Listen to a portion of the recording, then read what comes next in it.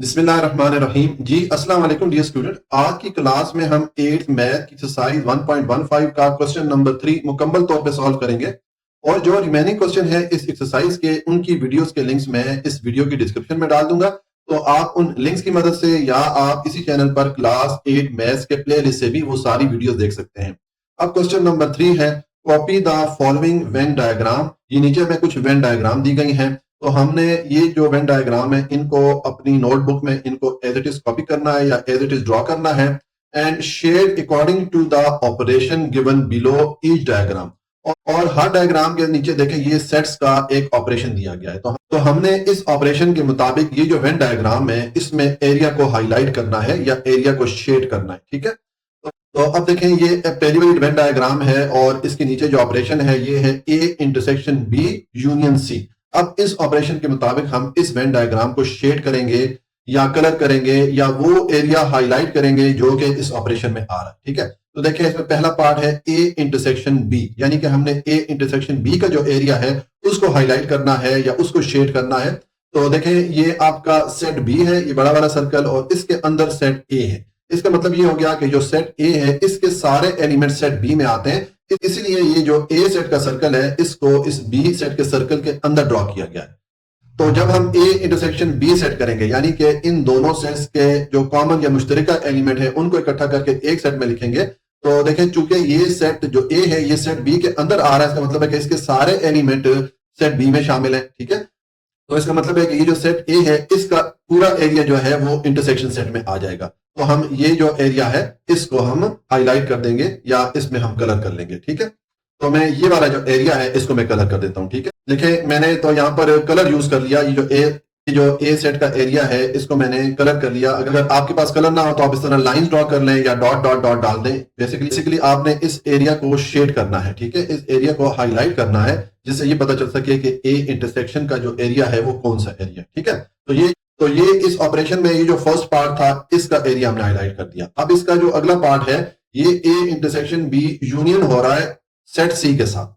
इसको यूनियन की सूरत में क्या होता है कि दोनों सेट के सारे एलिमेंट को इकट्ठा करके एक सेट में कर दिया जाता है। ठीक है, इसका मतलब है कि ए इंटरसेक्शन बी का जो एरिया है यानी कि जो सेट ए का एरिया होगा इसको और जो सेट सी का एरिया है इसको हम कलर कर देंगे। तो ये वाला तो ऑलरेडी कलर हुआ है। ठीक है, और अब ये जो सेट सी है इसका एरिया आप कलर करेंगे। तो जब आप इसको कलर करेंगे तो ये आपके पास यूनियन सी का एरिया भी कलर हो गया। ठीक है, इस तरह हमने ये जो ऑपरेशन हमें यहाँ पर दिया गया था A intersection B union C, इसका एरिया इस वेन डायग्राम में कलर कर दिया। ठीक है, आपके पास अगर कलर ना हो तो आप इस तरह स्ट्रेट लाइन ड्रॉ कर लें। ठीक है, या आप डॉट डॉट डॉट डाल दें और आप ये जो एरिया है उसको शेड कर लें या उसको हाईलाइट कर लें। तो ये हमने जो पहली वाली वेन डायग्राम थी उसमें हमने इस ऑपरेशन के मुताबिक जो एरिया था उसको शेड कर लिया या उसको हाईलाइट कर लिया।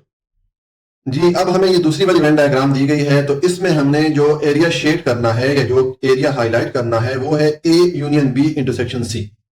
पहले हम ए यूनियन बी का एरिया हाईलाइट करते हैं या शेड करते हैं। तो देखिए यूनियन की सूरत में क्या होता है कि दोनों सेट के सारे एलिमेंट को इकट्ठा करके एक सेट में लिख दिया जाता है। इसका मतलब है कि ए यूनियन बी की सूरत में हम ए और बी का सारा एरिया हाईलाइट कर देंगे, सारा एरिया हम शेड कर देंगे। तो देखिए ये मैंने स्ट्रेट लाइन यहाँ पर ऑलरेडी ड्रॉ कर लिया है। ये जो ए और बी सेट थे इनका एरिया मैंने शेड कर दिया। ठीक हो गया, मैंने स्ट्रेट लाइन ड्रॉ कर दी। ठीक है, ए और बी का एरिया तो शेड हो गया। अब उसके बाद नेक्स्ट है इंटरसेक्शन सी, यानी कि ए और बी के साथ हमने जो सी का कॉमन एरिया आ रहा है यानी कि सी के जो कॉमन एलिमेंट्स आ रहे हैं वो वाला एरिया जो है हमने शेड करना है। तो देखिए ये हमें सेट सी दिया गया है और इसका जो कॉमन एरिया इस ए बी के साथ आ रहा है वो ये वाला आ रहा है। ठीक है, तो आप इंटरसेक्शन सी को जाहिर करने के लिए आप इस तरह ये तिरछी लाइन जो है ड्रॉ कर लें। ठीक है, अब ये जो इस डायरेक्शन में ये लाइन मैंने ड्रॉ की है ये इंटरसेक्शन सी का एरिया शो करने के लिए। ठीक है, तो इस तरह हमने A union B intersection C का जो एरिया बनता था उसको शेड कर लिया। अब यहां पर देखें ये जो एक नेट सा बन गया, एक जाल सा बन गया,